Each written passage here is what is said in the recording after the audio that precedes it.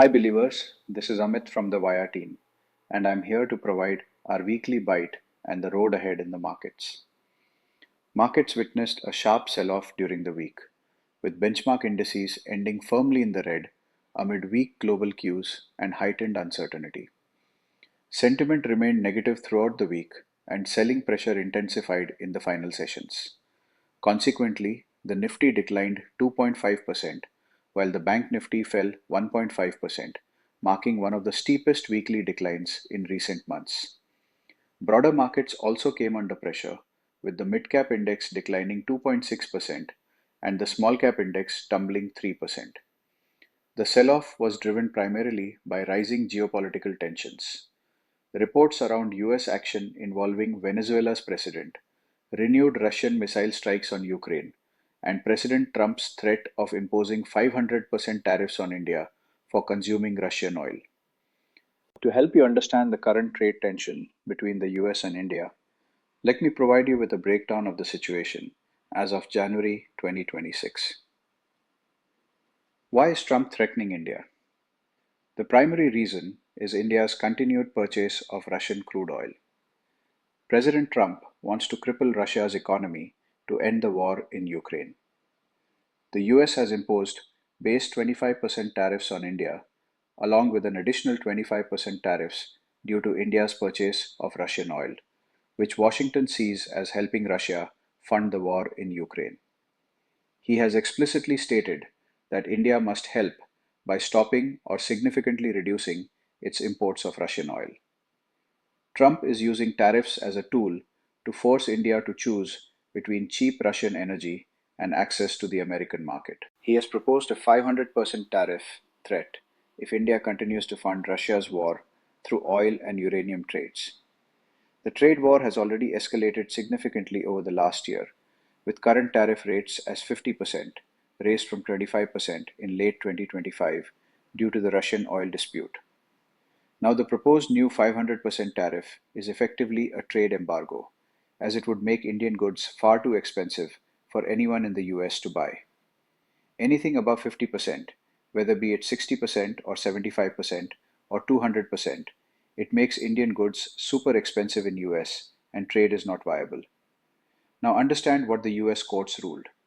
The legal battle is currently at a tipping point, with lower courts previously ruled that Trump overstepped his authority by using a 1977 emergency law to impose broad tariffs without Congress support, and it's illegal. Higher courts like the Supreme Court, as of early January 2026, have deferred its ruling. This means the current 50% tariffs stay in place for now, while the world waits for a final decision on whether a president can unilaterally tax imports this way. Another point is, how can Trump raise tariffs if he loses in court? If the Supreme Court strikes down his current method, his administration has backup tools, which are Section 301, that allows tariffs if a partner is found to have unfair trade practices, but requires a 9-month investigation and bringing new legislations. Trump is backing the Sanctioning Russia Act of 2025, which, if passed by Congress, would give him the explicit legal power to hit India with that 500% tariff, regardless of what the courts say about his executive powers.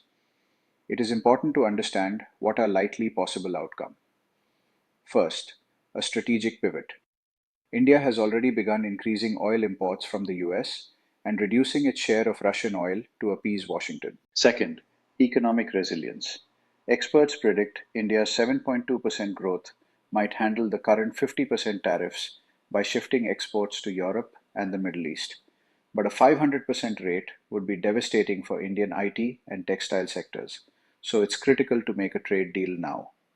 Third, deal making. Markets expect a last-minute trade deal where India agrees to more US energy and tech imports in exchange for a national interest waiver to avoid the highest tariffs. India and the US have had 6 rounds of trade negotiations but have not yet reached an agreement. The new US ambassador designate, Sergio Gore, who takes charge on January 12th, has also said that ending India's Russian oil imports is his top priority. Coming back to impact on Indian markets. Our markets had been pricing in the possibility of a trade deal within the first 3 months of the year. This tariff threat was enough to crack an already weak market. Every major index closed lower for the week, with oil and gas the worst performing sector, down 6.35%. The market also appears to be shifting from consolidation to correction. This move looks largely sentiment driven, as Q3 earnings are expected to see modest improvement and macro indicators are turning supportive. Technically, the sharp decline has disrupted the Nifty's short term uptrend, with the index now retesting its medium term support near the 100-day moving averages around the 25,600 level. A decisive break below this zone could extend the decline toward 25,300 and subsequently the key long term support near the 200-day moving averages around 25,150. While momentum indicators suggest oversold conditions that may trigger a short term technical bounce, any recovery is likely to encounter stiff resistance near previous breakdown levels.